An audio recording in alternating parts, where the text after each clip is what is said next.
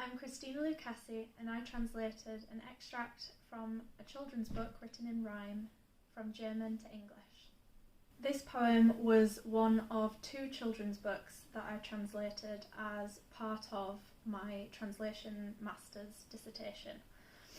And I found this one particularly interesting because of all the adorable names that the authors invented for the main characters.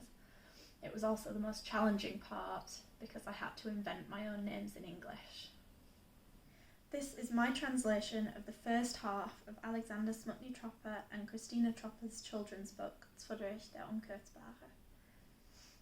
Have you ever heard of little Dwarf Dwimble? He's just twice as big as a tiny thimble.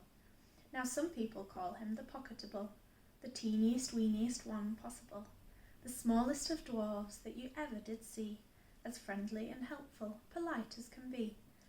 And look at the little dwarf sliding on roots. He's carefully balanced on bushes and shoots, never once putting a foot out of place, never unbalanced as he moves with grace. It's cold in the forest, but look at his hat. He'll stay nice and warm in a berry like that. Now Dwimble had never been one to complain, but he had a problem, and it was a pain. He wanted to help, but try as he might, no one would let him because of his height.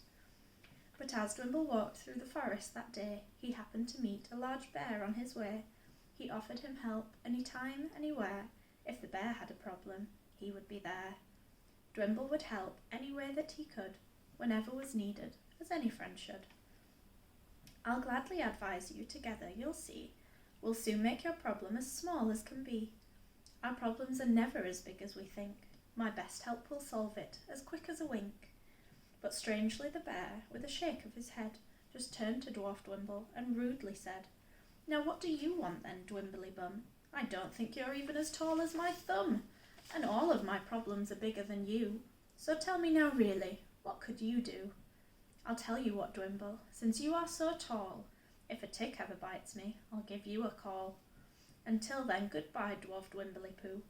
With that the dwarf left, feeling lonely and blue. Then as Dwimble walked through the forest that day, he happened to meet a sly fox on his way. He offered him help any time, anywhere. If the fox had a problem, he would be there. Dwimble would help any way that he could, whenever was needed, as any friend should. Fox, my dear friend, I would gladly help you, your wife or your fox cubs, the whole motley crew. If you'd like my help, please just ask me, and then I'll even work out how to build a fox den. But sadly the fox, with a shake of his head, just turned to Dwarf Dwimble and rudely said, My problems are mine, and they are mine alone, and they're far too big for someone half-grown. I'll tell you what, Dwimble, since you are so tall, if my whiskers break, I'll give you a call.